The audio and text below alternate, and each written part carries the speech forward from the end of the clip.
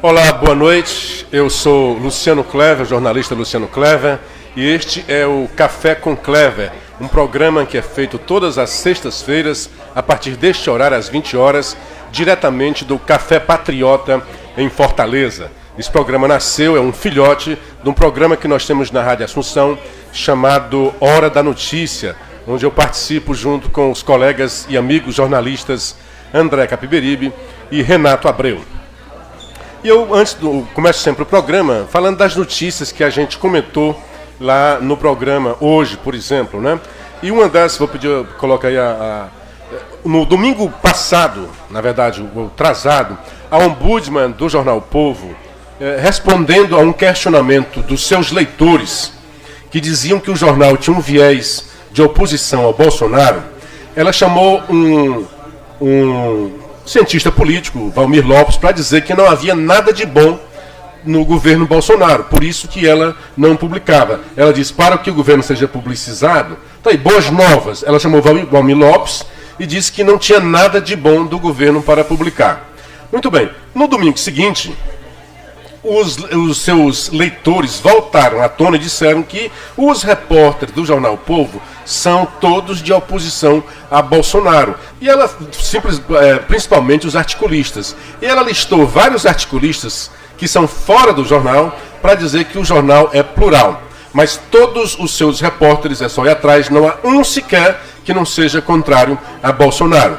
Pois bem, no meio da semana, o próprio jornal O Povo desmentiu a ombudsman, dizendo que havia 100 dias de governo Bolsonaro, 5 ações boas tomadas neste período. E a ombudsman esqueceu aquilo que é o mais simples, que é dentro de casa. O governo Bolsonaro ajudou o governo cearense a debelar aquela crise da bandidagem contra a sociedade cearense. Pois bem, isso é como é que a imprensa hoje fala isso, né? Uma outra parte da imprensa que eu queria falar é a matéria de ontem, na verdade, foi a Folha de São Paulo, manchete da Folha de São Paulo, dizendo, se eu puder colocar, dizendo que a maioria se opõe a propostas do governo para a segurança, criticando o pacote do Bolsonaro, como se a população estivesse contra o pacote. Mas se você for verificar, a maioria é contra pontos-chave de pacote anticrime de Moro. Para 81%, medidas não devem atingir. Agora, olha só as perguntas que o Datafolha fez para dizer que está falando do pacote anti-Moro. A primeira pergunta, policiais que matam suspeitos de crimes devem ser investigados? Claro, é óbvio. Mas o pacote do Moro, em nenhum momento disse que não deve ser investigado. Ao contrário, deve ser investigado sim. A outra, quanto mais pessoas presas, mais segura está a sociedade? Ficou meio a meio, né? A outra pergunta, quanto mais criminosos nos presídios, mais as facções se fortalecem? Concorda também, mas o projeto do Moro não fala sobre isso.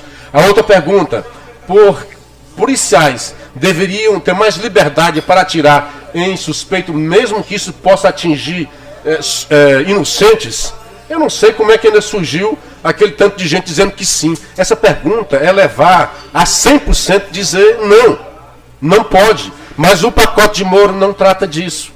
A outra pergunta, a sociedade, a próxima.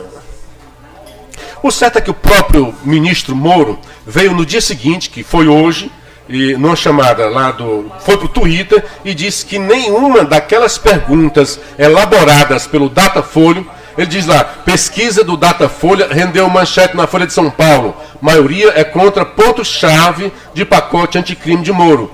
Diz o Moro, bem, nenhuma das perguntas faz parte do pacote anti-Moro e do pacote do Moro. Aliás, ele diz até assim, olha, sugestão, pergunta se deve ser preso o cara que comete homicídio, feminicídio. Então, é como a imprensa brasileira tem feito, né, com o governo Bolsonaro. Tudo que se tem no governo é contra, é negativo. E esta do Datafolha foi uma coisa escabrosa, vergonhosa. O Datafolha fez uma pesquisa cujas perguntas direcionavam completamente a resposta. Era aquilo que eles queriam. E se você for atrás, o pacote do Moro, que é contra a corrupção, que quer prender bandidos do colarinho branco, com certeza tem o apoio da sociedade. Se a pergunta fosse feita, por exemplo, você acha que a polícia deve matar bandidos? Com certeza a resposta seria outra. Bem, ontem, na verdade, um outro assunto que tinha que falar é do caso do Danilo Gentili, uma juíza aloprada, a meu ver, uma estupidez, a sentença dela. Eu não sei o que está acontecendo, não está vindo para cá, cara. Uma sentença da juíza mandou prender o humorista Danilo Gentili. Você pode até não gostar do que ele diz, você pode até achar que é grosseiro, que ele foi desrespeitoso, isso em cima de um vídeo em que ele recebe da Câmara dos Deputados e faz uma brincadeira com a Maria do Rosário. E mandou prender o Danilo Gentili. Olha, a liberdade de expressão é exatamente para permitir que aquela expressão que você não gosta e que seja até, como se diz, nojenta, repugnante, possa ser expressa. Senão, não precisaria de uma lei de liberdade de expressão, se todo mundo falasse só as coisas bonitas. Na verdade, a liberdade de expressão é para garantir a crítica, para garantir a crítica acerba, feroz, e até dessa forma como o Danilo Gentili. E, só para recuperar, eu queria que botasse aí o vídeo do Danilo Gentili para ver como é que foi e se realmente mereceria ir para a prisão por causa desse vídeo. Tudo bom, pessoal? É o seguinte, eu recebi um Sedex e eu faço questão que vocês vejam. Esse daqui, ó. Então vamos lá, pessoal. Vamos fazer o... como é que dizem aí nos youtubers dos jovens? Unboxing. Rufem os tambores. O que será que é?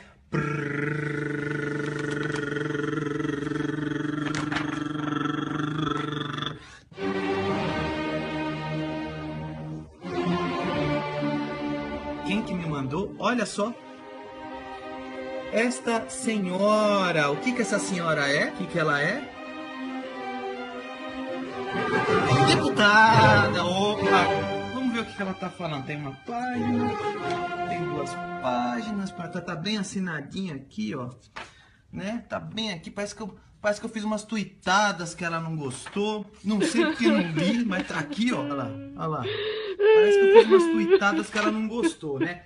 Bom, então é isso aí, uma correspondência oficial, né? Oficial. O que será que eu fiz que ela não gostou? Eu não faço ideia. Vamos ver, deixa eu ver. Tá aqui?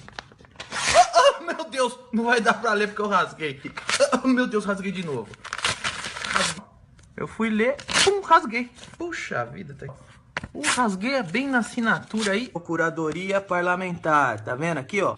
Oh, meu Deus! Me notificaram. Oh, eu acho que não. Infelizmente eu não consegui ler, porque aconteceu esse acidente. Então...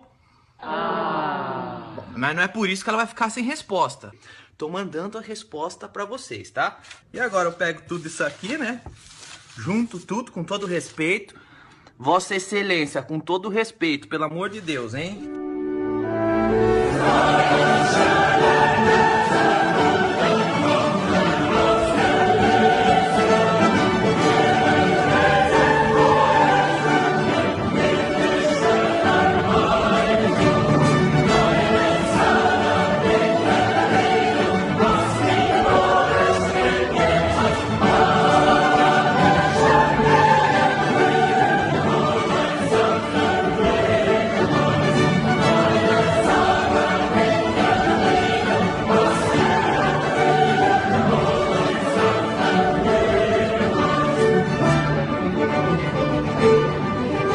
O mesmo envelope que vocês, porque diferente do que vocês fazem aí, eu não vou desperdiçar o dinheiro do contribuinte, não.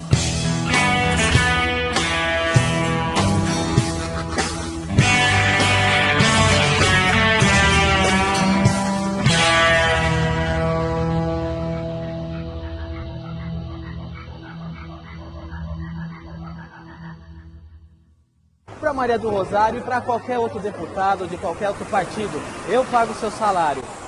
Então eu decido se você cala ou não a boca. Nunca o contrário, nunca o contrário, nunca o contrário. Você que está assistindo isso, nunca admita, nunca aceite que qualquer deputado, senador, prefeito, governador diga se você pode ou não falar alguma coisa. É você que diz se eles podem ou não falar. Eles são funcionários de vocês, não vocês deles. Sendo assim, Maria do Rosário, chegando a minha cartinha, abre ela, tira o conteúdo, sinta aquele cheirinho do meu saco e abra a bunda, enfie bem no meio dela. Tudo isso aí que eu tô mandando pra você. Tchau!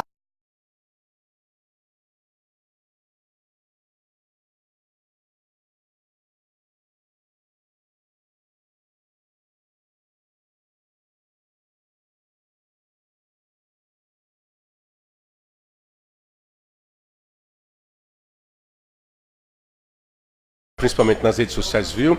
O vídeo realmente é desrespeitoso, faz uma crítica séria a Maria do Rosário, mas daí você querer que uma pessoa seja presa por uma expressão, embora jocosa, debochada, com escárnio até, não pode. A liberdade de expressão é exatamente para isso. Se fosse para dizer aquilo que a gente gosta, não precisaria nem da lei. E é bom lembrar que teve uma justiça do TRF, da segunda instância. A Câmara dos Deputados já havia entrado com uma ação para retirar esse vídeo. Era só para retirar o vídeo, não era nem para prender o cara, não. Pois uma juíza também, da segunda instância, não só não permitiu que o vídeo continuasse, e ainda disse que concordava com um bocado de frases que o Danilo Gentili estava aqui. Tire vocês as suas conclusões. Bom, do meu lado, o inoxidável Chico Pio, meu querido, meu velho, meu amigo, parceiro de alguns anos, compositor dos melhores aqui do Ceará, participou desde as épocas do Fagner, né? Participava lá quando o Fagner estava iniciando lá no Rio de Janeiro. Chico Pio estava junto e lá participou de vários festivais lá naquela efervescência nas faculdades. Chico Pio, boa noite, muito obrigado por ter vindo. Eu gostaria que você começasse falando disso, da sua vida, dessa época lá com o parceiro Fagner. São muitas perguntas, né, Luciano? A primeira é parabenizar seu Café com Letras aqui. Espetacular o espaço, parabéns aos grandes amigos que abriram esse local aqui, maravilhoso. E essa minha época no Rio foi uma decisão minha própria. Eu já fazia ideia de que minha vida ia ser essa, cantar na noite, desde a época do Estoril. Né, e conheci Fagner, conheci Augusto Pontes, com letras aqui. Conheci espetacular Fausto Nilo, conheci Roger, conheci o pessoal do Ceará, amigos que de todo esse tempo aí dos anos 70, 60. E essa minha época no Rio foi esse sofrimento da música de um modo geral, que é a bossa nova, Tropicália, os Beatles, e tudo isso foi me passando na noite, foi me dando estrutura, foi amadurecendo, e ouvindo muita música boa, e me tornei amigos e parceiros, como dizia Augusto, fugir com apurado. O pessoal do Ceará... Augusto Pontes era outro grande compositor, era um guru de todas as gerações de intelectuais do Ceará, e realmente ele foi daqueles que fez o pessoal do Ceará, na verdade era a cabeça, era um intelectual que fez o pessoal do Ceará, e depois estava por trás também, e Márcia Freire, guru, né? Um grande amigos e parceiros, publicitários,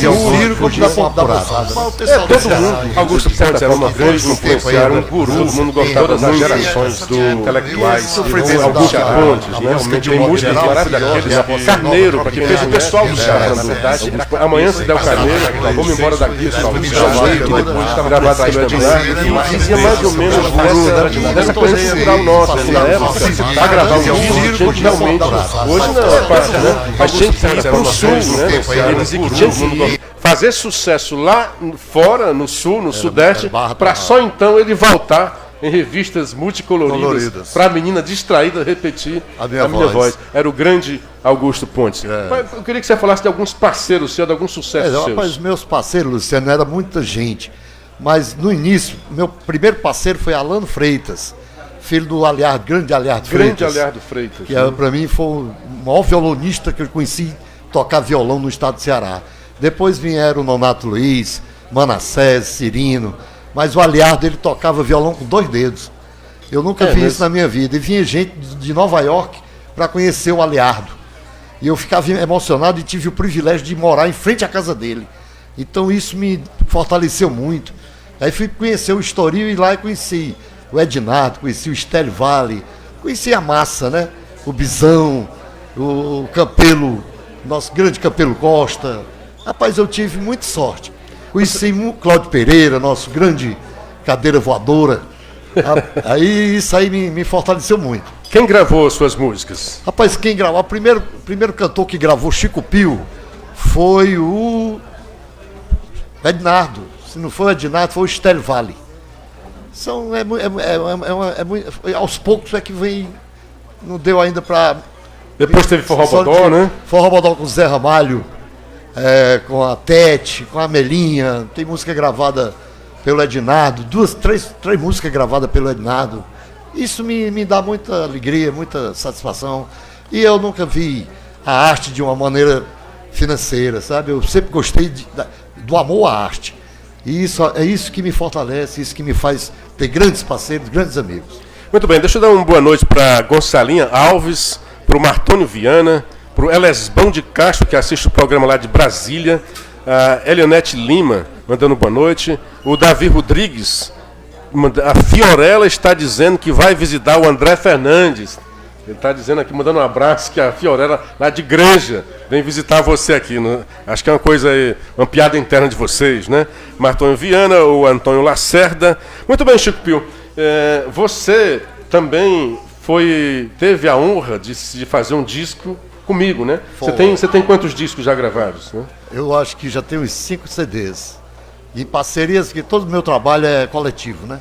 Nós fizemos, ele me deu a grande honra, estou brincando, né? Me deu a grande honra de fazer um CD. Em breve a gente vai fazer o segundo, vem lançar aqui no Café Patriota. E eu gostaria de que você fizesse agora. Hoje ele vai cantar 3 músicas, algumas do CD e outras que são parcerias nossas, muito, né? Prazer. Então eu já queria escutar, conhecer um pouco de você a partir de agora no palco do Café Patriota. Eu queria dizer que é uma salva de palmas para esse grande talento sobralense, Luciano Clever.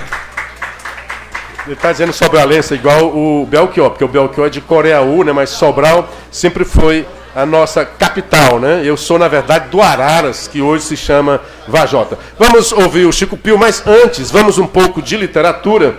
Vamos ouvir Barros Alves falando da chegada de Lampião. Pois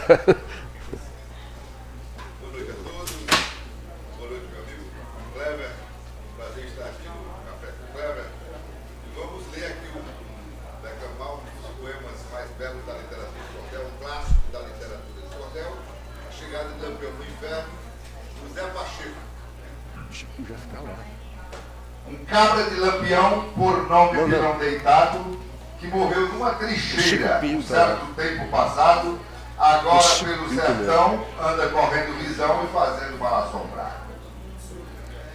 E foi quem trouxe a notícia que viu Lampião chegar.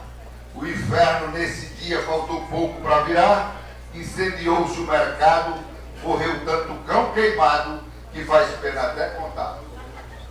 Morreram a mãe de Canguinha, o pai de Forró Bodó, 100 netos de parafuso, um cão chamado Cotó, escapuliu Boca e Sousa, e uma moleca moça quase queimava o totó.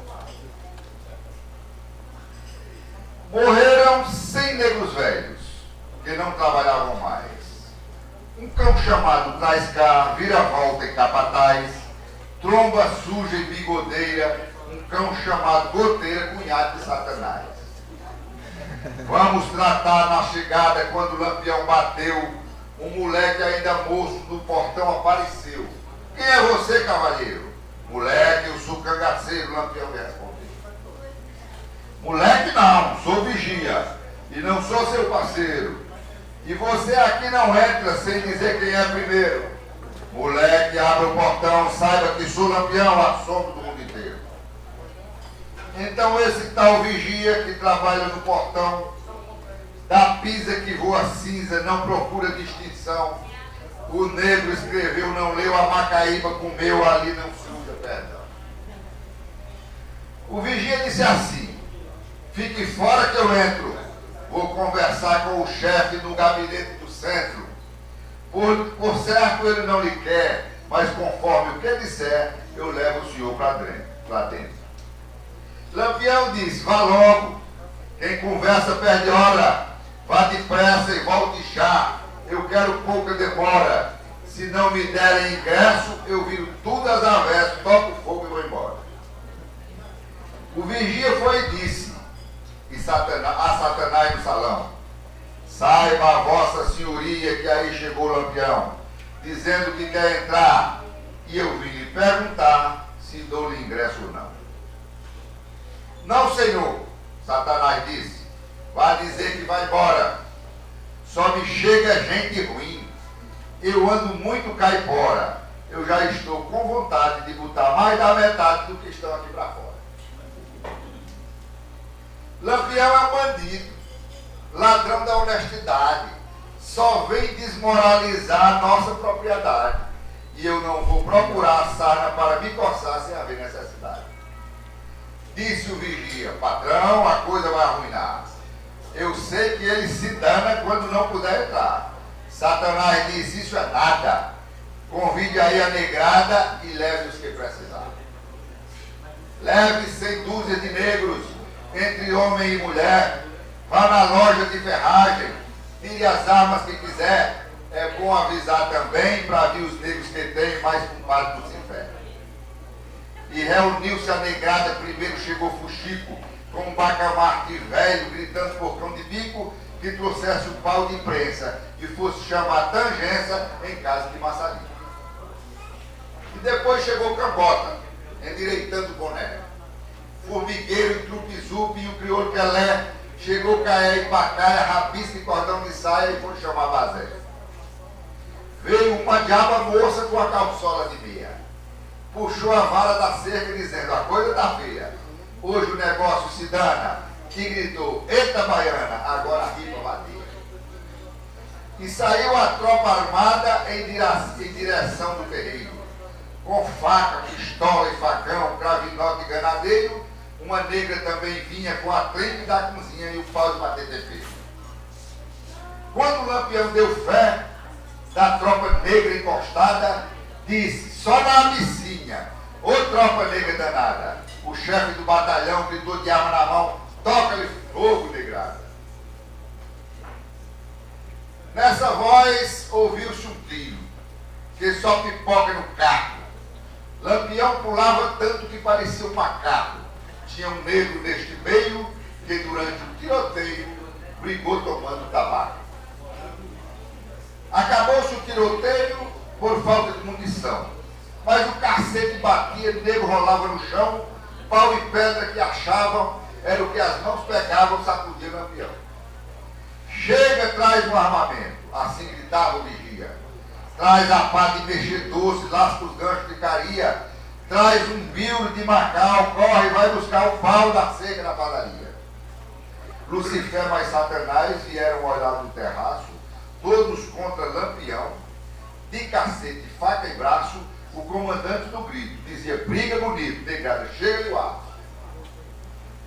Lampião pôde apanhar uma caveira de boi, sacudiu na testa de um, ele só fez dizer oi.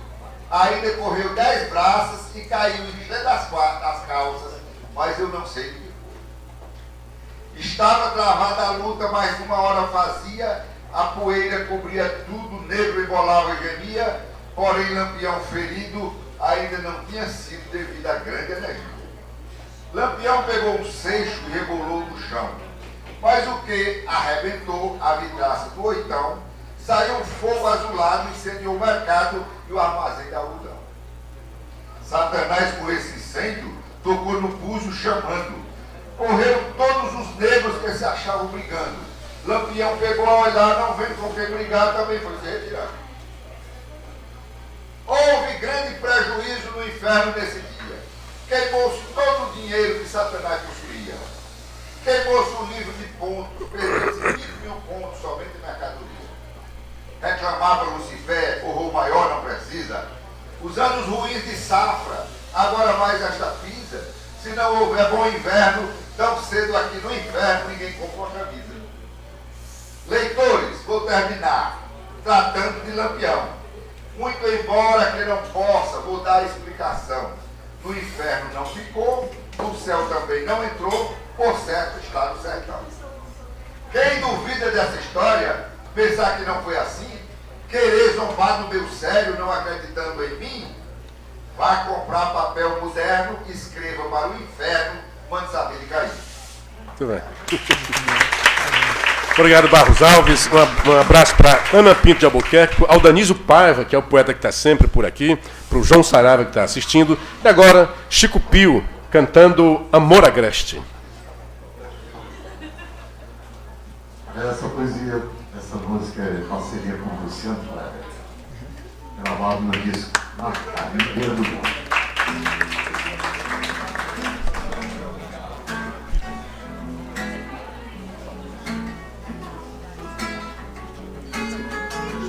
Agreste, linda flor de Manacá, meu amor se veste, vem de Assunção, para comigo namorar.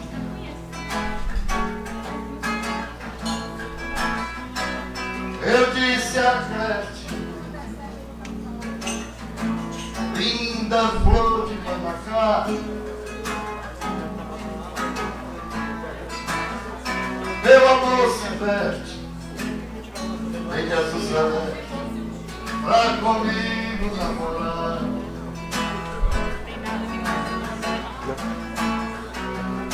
Menina, isso que o teu bem tem feitiço, ela é movediça, toda feita pra encantar. Dia de festa, teu vestido violeta, se feitou de borboleta, rodovia sem bailar. Menina, isso que teu bem tem feitiço, ela é movediça, toda feita pra encantar. Dia de festa, teu vestido violeta, se feitou de borboleta, rodovia sem bailar. Eu disse Agreste, linda flor de Manacá, meu amor se veste, vem de Assunção, pra comigo namorar.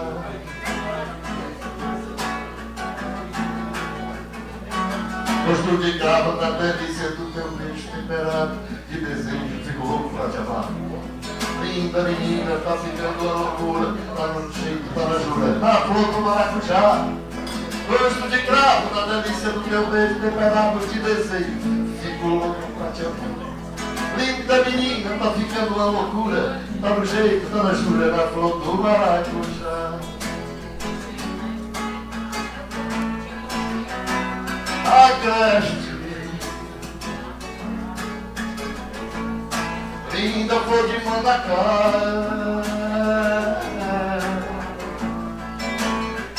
meu amor se veste, vem de azul celeste, tá comigo, tá.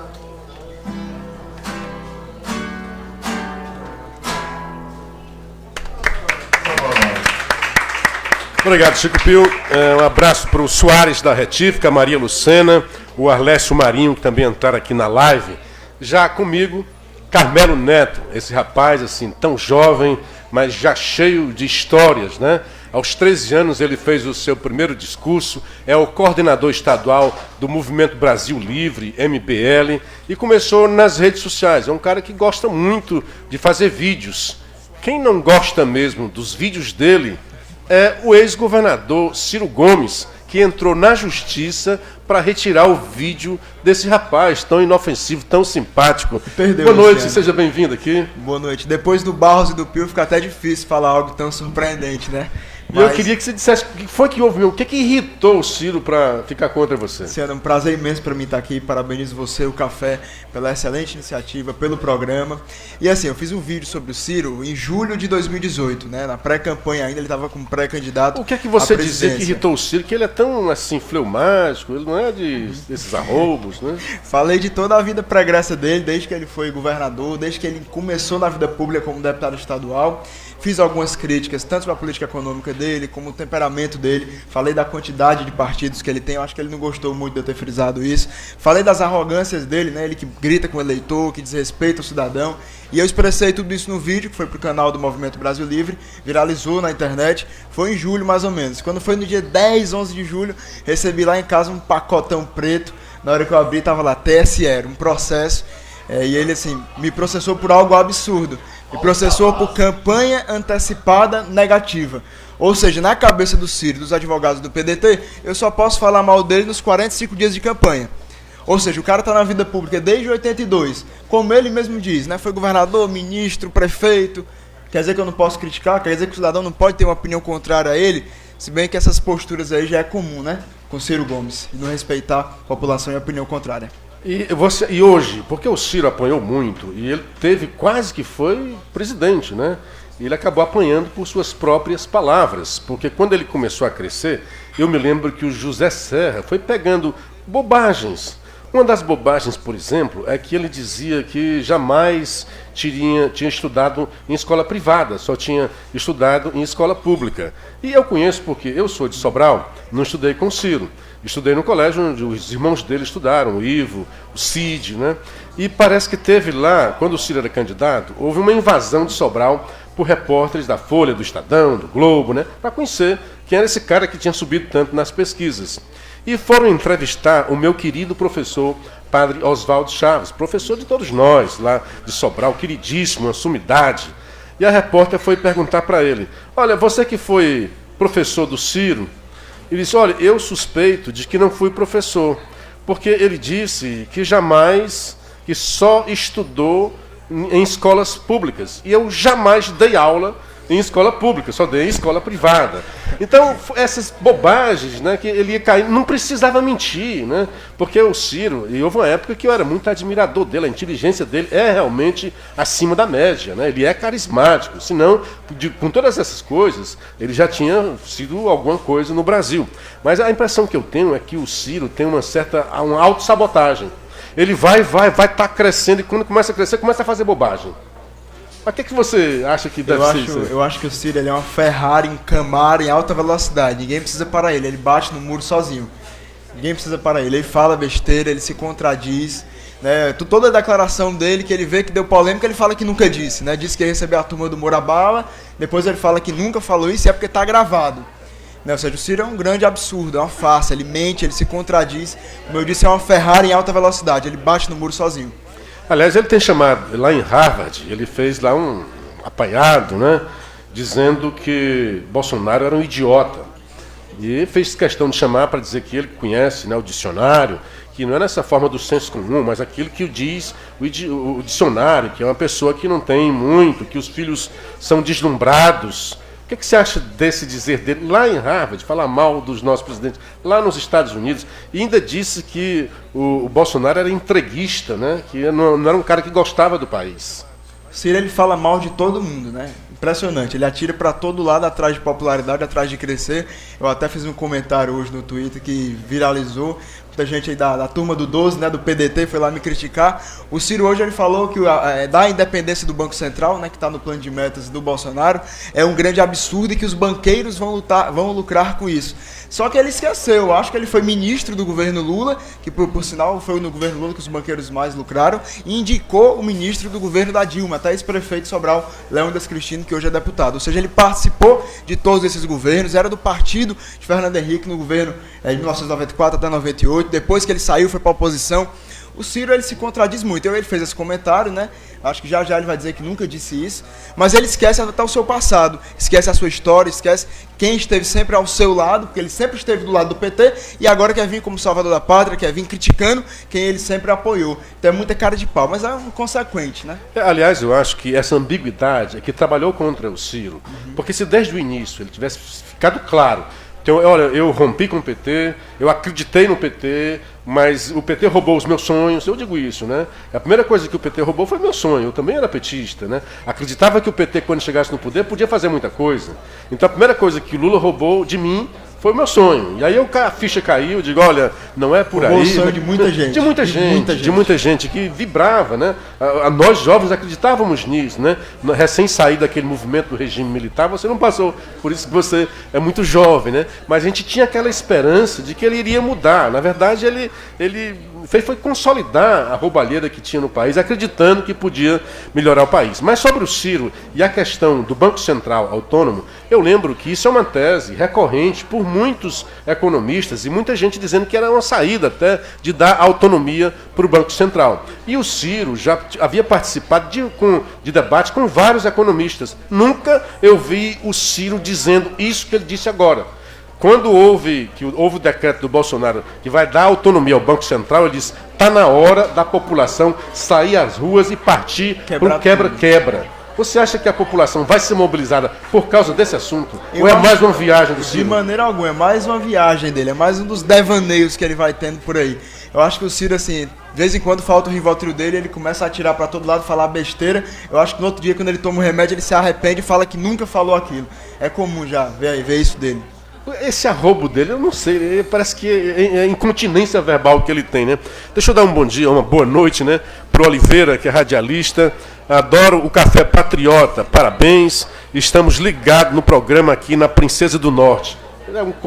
É um conterrâneo lá do Ciro, lá de Sobral. Aliás, Ciro não é de Sobral, né? Ciro é de Pindamonhangaba, né?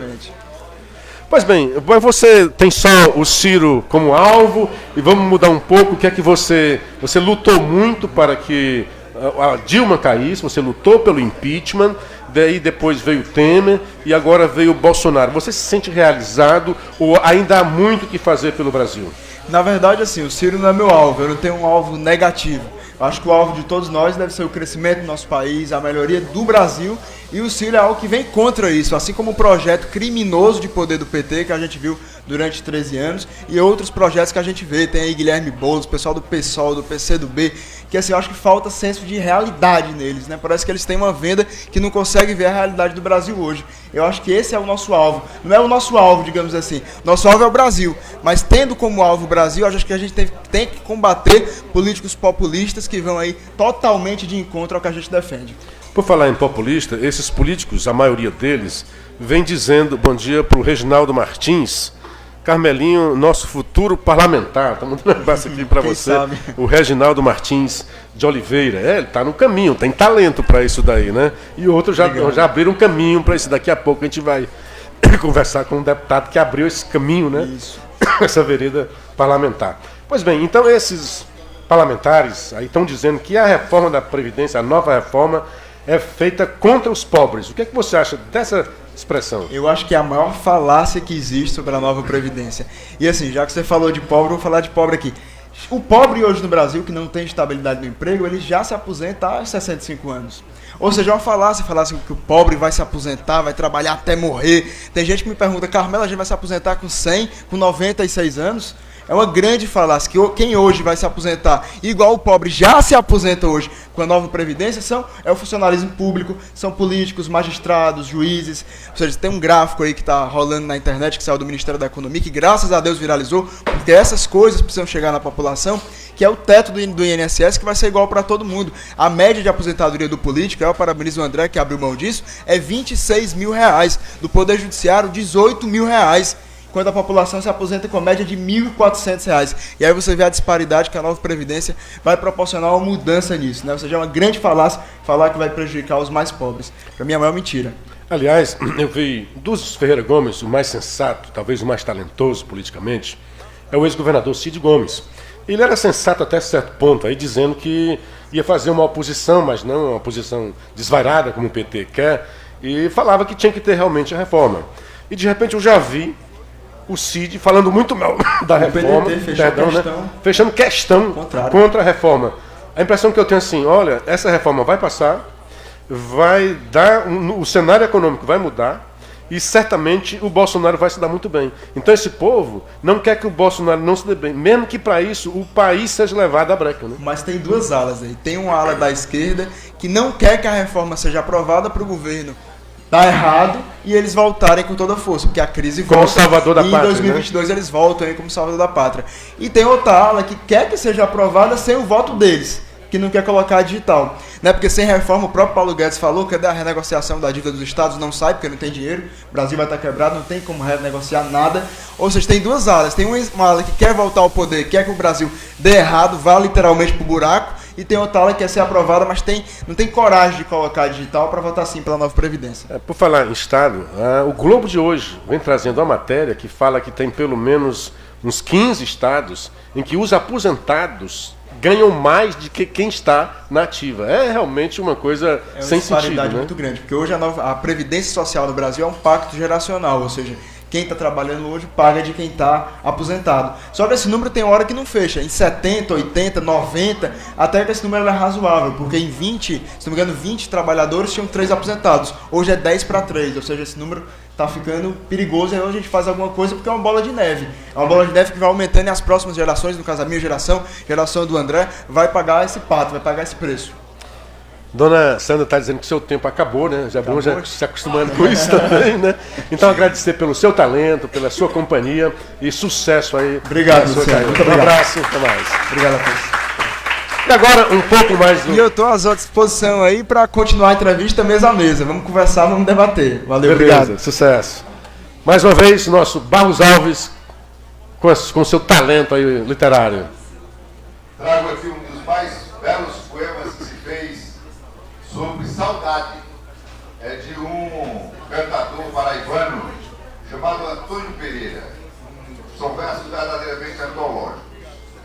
Saudade é um parafuso que na rosca quando cai só entra se for torcendo, porque batendo não vai, e se enferrujar dentro pode quebrar, mas não sai.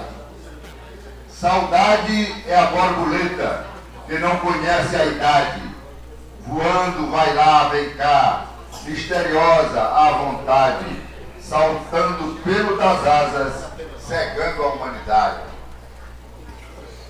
Saudade é como cobreiro, desses que dão na cintura. Saudade é como lanceta no peito da criatura. Tocou no gume, se corta, tocou na ponta, se fura. Saudade é como um enxergo, desses de pé de aroeira.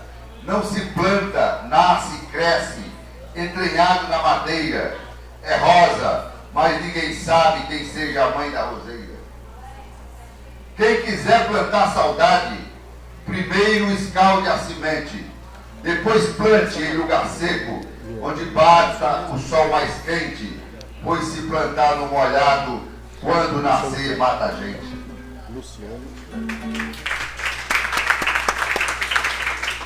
Grande Barros Alves, e mais uma participação agora do nosso querido Chico Pio. Se eu não me engano, vai ser Paixão Noturna, mais um grande parceria nossa. Parceria do meu poeta, Luciano. Queria agradecer a presença de Amaro Pena, um grande compositor cearense, e eu sou o primeiro da fila, que amo, venero e o admiro muito. Grande Peninha. Já foi depositado, né?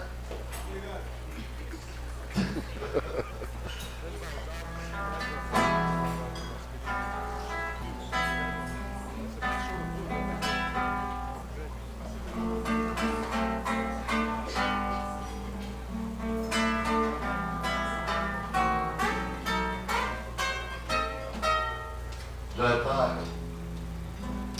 Muito noite. E logo cedo ainda do almoço te tentei partir. Amanhã se esvai nossas bocas. Amanhã voz rouca me chamar por ti.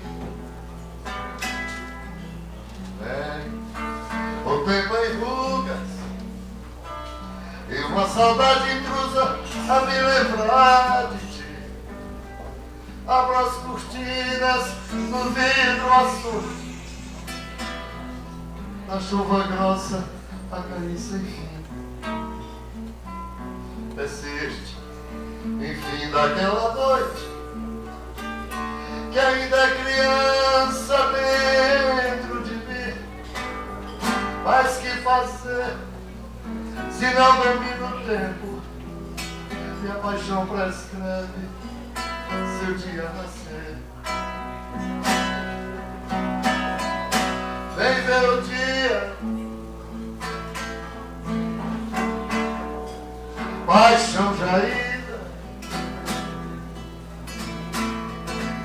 sou só ferida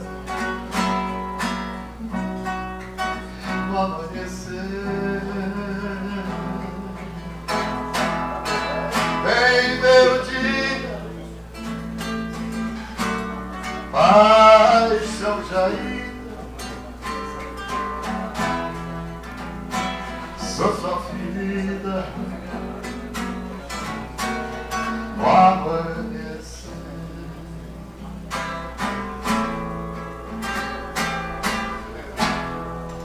Grande Chico Pio, obrigado.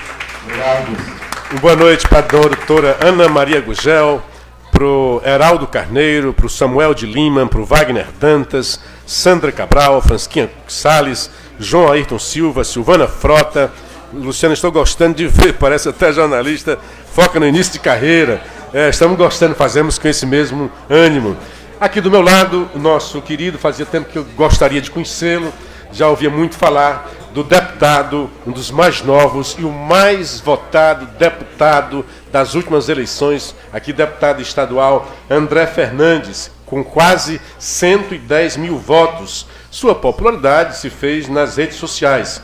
Com 13 anos de idade, começou a fazer vídeos engraçados, de comédia, né? E suas brincadeiras de adolescente começaram a repercutir e a alcançar milhares de pessoas. Seu canal no YouTube chegou a ser o terceiro maior do Ceará em 2014, mesmo ano que concluiu o ensino médio, né? Atualmente, André Fernandes cursa tecnologia em marketing e bacharelado em ciências políticas. E com suas manifestações polêmicas na internet, se tornou o ativista político mais influente do Nordeste, chegando à marca de 20 milhões de visualizações em um único vídeo, o que motivou suas palestras em todo o estado com o movimento Direita Ceará. Nas redes sociais, Facebook, o Instagram, o Twitter, o YouTube, André Fernandes soma mais de 2,5 milhões de seguidores e suas postagens ecoam em todo o país. Seja muito bem-vindo. Boa noite, André Fernandes. Boa noite, Luciano. Muito obrigado. Boa noite a todos aqui presentes. Boa noite a todos os ouvintes. É uma honra participar dessa entrevista. Muito bem. Vamos começar aqui por um fato curioso, antes de eu conhecê-lo. Eu conversando com alguns amigos, e certamente ele não gostava de você. E eu falando do papel das redes sociais, de pessoas que não tinham uma estrutura partidária, que não tinham recursos financeiros e que sozinhas, né, self-made men, como dizem na questão política, acabaram se elegendo. E ele dizia, como é, na época você não tinha ainda sido eleito, sim, mas como é esse cara aí no YouTube, é aquele cara que ensina a depilar o traseiro. Eu disse, caramba, como é que é isso, né? E eu fui atrás, né? Uhum. Ué, mas cadê? Eu buscava no YouTube lá, cadê esse tutorial, né, para fazer a depilação? Não encontrei. Mas não, eu vou te mandar. E ele me mandou depois, mas uma coisa bem editada, que não dava para entender. O que era exatamente isso? Boa noite, mais uma vez, boa noite a todos os ouvintes. Como eu falei, eu tinha um canal de comédia na internet, onde eu me diverti muito. Cheguei a fazer stand-up com a galera do Suricate Ceboso. Já fiz participação, inclusive, ali na cidade de Iguatu mesmo, com Garras da Patrulha. Então, fazia paródias, me inspirava sempre no Whindersson Nunes, Tirulipa, o próprio hoje deputado federal Tiririca, que sempre acompanhei. Então, fazia tanto brincadeira, fazia humor, fazia comédia, fazia paródia, fazia esse tipo de brincadeira. Viralizava, nunca tive nada a perder, deixei de morar com meus pais aos 16 anos, fui fazer minha faculdade e com o dinheiro que arrecadava no próprio YouTube, fazendo essas minhas brincadeiras, foi onde eu fui morar sozinho, consegui pagar um aluguel, consegui comprar minha moto, conseguia sobreviver. Então era o meu meio de vida, sempre gostei disso, não me envergonho. E para quem me pergunta, André, mas tu fazia isso? Fazia sim, com certeza. Foi lá onde eu consegui meu público, foram pessoas, crianças aí de 10, 12, 13, 14 anos, que vieram me acompanhando desde essa época, que deixaram de ser apenas fã e passaram a ser eleitores. E hoje estão aqui com as mesmas ideias que eu tenho. Ou seja, eu peguei um público que eu fazia comédia, comecei a falar sobre política, falei sobre a direita e hoje tem uma multidão de crianças, de jovens, de pessoas de direita, graças aos meus vídeos. Não sou eu que estou falando, o próprio presidente, que no tempo ainda não era presidente, Jair Bolsonaro, quando veio a Fortaleza, foi ali no hotel e na despedida, ali no aeroporto, ele bateu no meu ombro e disse, André, brigadão. querendo ou não, a gente sabe que a molecada todinha passa a votar na gente por causa dos seus vídeos. Então, obrigado. Eu saí emocionado, eu disse, rapaz, é uma responsabilidade muito grande. É uma responsabilidade grande, não me envergonho e foi necessário. Foi necessário e estamos aqui hoje, como deputado estadual, tentando lutar por vocês. Boa noite para Ceusa Xavier, Lindisberg, o Ismael Lopes, boa noite, deputado. O Marcos Seba, né? Parabéns, deputado, representante do povo cearense. O grande Djalma Pinto, que esteve na sexta-feira para trás aqui, teve uma boa repercussão. E a senhora Maria de Castro Saraiva, que estão nos assistindo. Quando é que você, então, começou a despertar para o lado político e disse, olha, acho que eu dou para coisa, acho que eu vou representar? Porque você não estava gostando do que estava vendo por aí, achou que poderia fazer alguma coisa? Bom, falando aqui sobre a passagem, que quando alguém me pergunta, eu costumo falar a passagem da adolescência para a fase adulta. Quando eu fiz o meu concurso da Polícia Militar, já tinha uns 3, 4 meses que eu não fazia mais nenhum vídeo de comédia. Perdi aquele gosto, aquele prazer de fazer comédia, vendo a situação do Brasil, né? E eu pensava, pô, tenho 200 mil seguidores no YouTube, tem 100 mil seguidores no meu Facebook, e eu estou usando essa influência a fim de quê?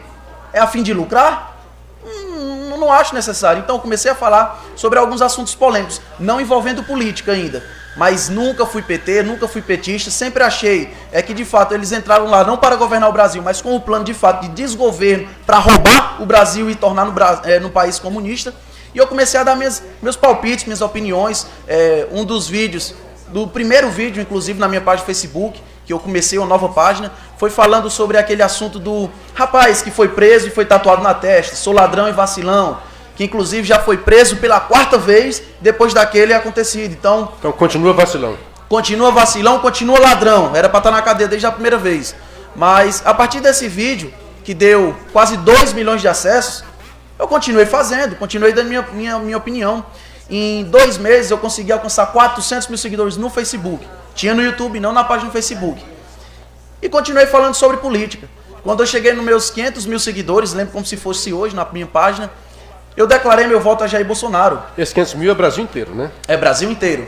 Então eu disse, falei o vídeo que muitas pessoas assistiram, você teria coragem de votar no Bolsonaro? Você tem certeza que teria coragem? E no fim eu falo, pois eu teria. E não só teria coragem, como não vejo a hora de chegar à eleição e votar nele. Foi outro vídeo que bombou. Quando eu passei a falar de política, o pessoal começou a dizer, André, se candidata que eu voto em ti. Se candidata. Eu tinha uma repulsa à política. Mas eu vejo que a partir do momento que os bons não se movem, o mal toma de conta. Então eu disse, se o povo quer, e não foi eu que lancei minha candidatura, está aberto para quem quiser acompanhar nos meus vídeos passados, foram o povo pedindo para eu me candidatar. Me candidatei, gastei pouquíssimos recursos, e conseguimos alcançar aqui. Então foi o povo que pediu, foi o povo que me lançou, foi o povo que fez essa trajetória, do André Fernandes, que fazia vídeo para a internet, para o André Fernandes, político, deputado estadual, representante da direita no Ceará. Quer dizer, aqueles vídeos lá atrás serviram para catapultar a sua carreira como youtuber. Sim, eu não tenho dúvida. A partir daí você teve uma consciência política. Sim. E a sua própria audiência pedia, porque eu acho que haveria uma sede de novos na política, de quem eles acreditavam que podia ser. Você achava que se candidataria, que se elegeria, mas você acha que seria realmente o mais votado? Imaginava isso? Na verdade não imaginava. E a quem me perguntasse, porque eu viajei ao Ceará e eu sentia o pessoal falando, André, a minha família está contigo, André, minha família toda vota em ti. André, estamos fazendo campanha de graça, manda adesivo. E aí o pessoal mandava foto imprimindo o santinho meu. O pessoal imprimindo santinha, chegava no canto e a pessoa tirava 50 reais do bolso e disse, toma de gasolina. Ou seja, enquanto os outros deputados estão querendo pagar gasolina para ganhar voto, o povo estava querendo pagar gasolina para eu viajar. Então eu vi uma campanha diferente. Eu disse, eu devo tirar aí uns 40 mil votos, vai ser surpreendente. E aí quem me perguntasse, André... Quase 3 vezes mais você conquistou. Eu tirei quase 3 vezes mais quando abriu 11% das urnas, eu já tive 16 mil votos. Então, foi um choque, óbvio, mas... é uma responsabilidade grande. Quanto mais voto, maior a responsabilidade. Eu gosto dessa responsabilidade de assumir sem problema nenhum e continuo aqui nessa luta. Para quem acha que o deputado André Fernandes é diferente porque se elegeu, pelo contrário, é só acompanhar os meus vídeos de antes e de hoje. Continuo a mesma pessoa, continuo transparente, continuo prestando conta nas minhas redes sociais. Alguns deputados, ontem inclusive, falaram, deputado, mas por que é que você não vem falar na tribuna e fala nas suas redes sociais? Primeiro lugar, nas redes sociais o alcance é muito maior. E me chamaram para um debate. E eu fui para o plenário para debater. Chegando no plenário para debater, os deputados da base do governo, que hoje são ampla maioria, se reuniram e disseram, vamos sair do plenário. Todos saíram do plenário, ficaram ali os 2 ou 3 e disseram, a gente quer verificação de quórum. Viram que nós tínhamos 16 deputados e encerraram a sessão. Palhaçada isso. É palhaçada, ou seja, no plenário eu não tenho voz, no plenário eu não tenho vez. Então eu vou ser transparente nas redes sociais. Perfeito. Por falar nisso, muita gente falando aqui, o Carlos Siqueira Coll está assistindo, o Germano Feitosa, esse é o nosso deputado estadual com todo orgulho, o Marcelo Augusto, boa noite, deputado, Direita Quixadá, o Elísio Xavier mandando um abraço e também o Ismael Lopes acreditando que esse deputado vai crescer muito. Mas como é que você acha que pode romper essa barreira? Porque a Assembleia tem horas que faz a gente ficar achando o que é que está ali. Eu lembro desse caso, nesta semana, um deputado da base, não foi de oposição, pediu lá uma informação, queria pedir uma informação sobre o consórcio de saúde e a Assembleia não passa nada na Assembleia, nem um pedido de informação, sequer um pedido de informação o deputado Agenor, se eu não me engano, né, fez um pedido de informação e o plenário da Assembleia recusou fazer esse pedido. O que está acontecendo na Assembleia?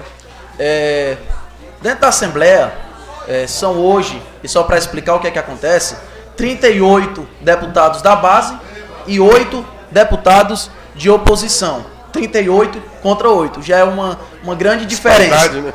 Dentre esses 38, existem alguns que, apesar de estarem na base do governo, querem transparência. Existem sim alguns ali dentro que lutam, por exemplo, contra as bebidas alcoólicas nos estádios, contra as drogas, alguns que defendem um punimento, uma punição, um regimento mais rigoroso contra a bandidagem, mas não falam, porque estão amarrados, têm o rabo preso com o governo.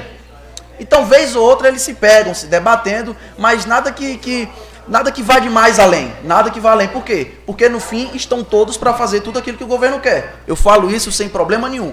Quando o Poder Executivo manda uma mensagem que é para ser lida na Assembleia, é votado de urgência. E aí, das últimas 2 votações, eu fui o único que fui contrário. Então, eles são todos combinados. Essa discussão não fala sobre o que é a Assembleia. A Assembleia, hoje em dia, é uma oligarquia, são a base do governo contra eles mesmos, pois a oposição é muito pequena. Para finalizar, já estão dizendo que está terminando o tempo, né? Como é que você acha que vai enfrentar? Porque logo que chegou na Assembleia, você criou já um factoide, né?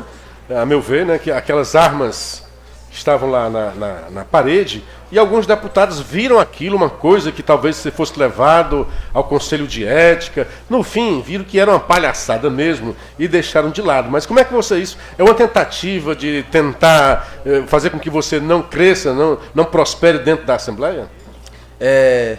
Bom, se é uma tentativa de fazer isso, não sei. Creio que sim, mas que está sendo muito falho. Chegando ali na Assembleia, no meu primeiro discurso, eu falei, não estou acusando ninguém, mas se por acaso algum dia chegar algum deputado me oferecendo benefícios, recursos, seja lá qual for o interesse, atrás de voto, em troca de projeto, de algum apoio, no outro dia será assunto no plenário, será assunto nas mídias, porque eu vou denunciar. Vou andar com um gravador dentro do meu bolso, não venham me oferecer nada, e alguns começaram a se queimar e começaram a brigar, foi matéria de jornal. Levei uns quadros, sempre fui fã de armas, isso não tem problema nenhum. Fiz o concurso da Polícia Militar, sou um admirador da polícia, não só militar, mas civil. Ando com um policial civil, que é inspetor Alberto, que é o meu braço direito. Adoro a Polícia Federal, onde faz a Operação Lava Jato e prender o bandido Lula, enfim. A arma não traz perigo, a arma traz segurança, se for usada da maneira certa. Então, como admirador de armas, eu peguei alguns quadros nem réplica, de resina, que a gente fala quadro 3D, e coloquei lá para decorar meu gabinete. E aí, fizeram aquele conselho, será que pode? Será que o deputado tá quebrando decoro? Chamaram a mídia, fizeram uma reunião, uma bobagem grande. E aí veio a jornalista, eu não vou dizer qual jornal, disse, mas deputado, existe um regimento interno onde diz que é proibido portar arma dentro da Assembleia. Eu disse, é portar arma, não portar quadro. Então não tem problema nenhum. Quer dizer então que se o cara gosta de carro, ele não pode botar um quadro de carro? É palhaçado, a tentativa de tentar apagar só está elevando e, enfim, Aí você me pergunta, André, mas se tu tá nessa luta, estão tentando fazer isso, como é que tu vai conseguir aprovar alguma coisa? Ou justamente por ser oposição, está chegando diariamente denúncias no nosso gabinete. A gente faz a denúncia, a gente processa, a gente joga, a gente mostra transparência. A gente mostra transparência. Não vou trabalhar com toma lá da cá, mas eu sou sim uma pedra no sapato do governador. É óbvio que eles não vão querer caçar briga comigo. E se quiserem caçar briga, eu estou aqui à disposição. Então, esse é o nosso modo de trabalhar. Tenho certeza que aprovaremos sim bons projetos ali na Assembleia. Se precisar de tomar lá da cá, não vou aprovar nada. Vai ser só no discurso. Boa noite para o Isaac Monteiro Freitas, esse é fera. Nelson Diniz, votei em você. Jefferson Cortez Reis, por mais políticos iguais a você, André Fernandes. Naldo Grangeiro, o Cariri, parabeniza o deputado André. Cíntia Fernandes, tenho orgulho de ter feito campanha de graça. O Marcos Firmo, do Rio de Janeiro, está assistindo. O Marcos Seba, esse é um deputado que representa todos os cearenses. Parabéns. E a Neida Grangeiro, vamos mudar a política do Ceará. PSL tem moral. Boa noite também para a querida Vitória Magalhães e ainda para o Josinilton Mesquita. Deputado, foi um prazer contar com a sua presença. Sucesso e enfrente todas as barreiras na Assembleia. Vai em frente. Prazer todo meu, Luciano. Obrigadão. Valeu e boa noite, pessoal. Vamos encerrar o programa Café com Clever ouvindo mais uma participação do querido parceiro Chico Pio. Antes, eu quero agradecer a participação de todos e pedir a vocês que nos ajudem a ampliar a nossa voz nas redes sociais, compartilhando o nosso vídeo e também frequentando o YouTube. Com vocês, Chico Pio.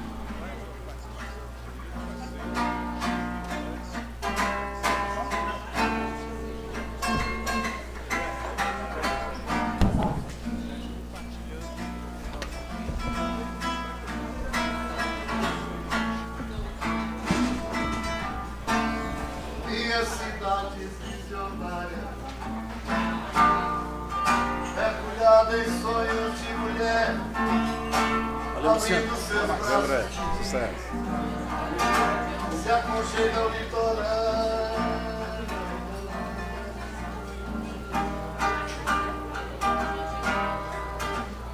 Delta, seu disputor feliz, feiticeiro feminino,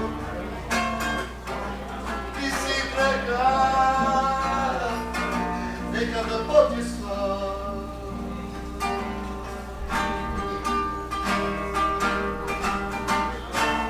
Se te amar desde menino, carrego linhas em seus anzóis, mas a cidade dorme cedo, despescando segredo. Esse saber me leva por mais amores na areia, ao meu cenário de dúvida.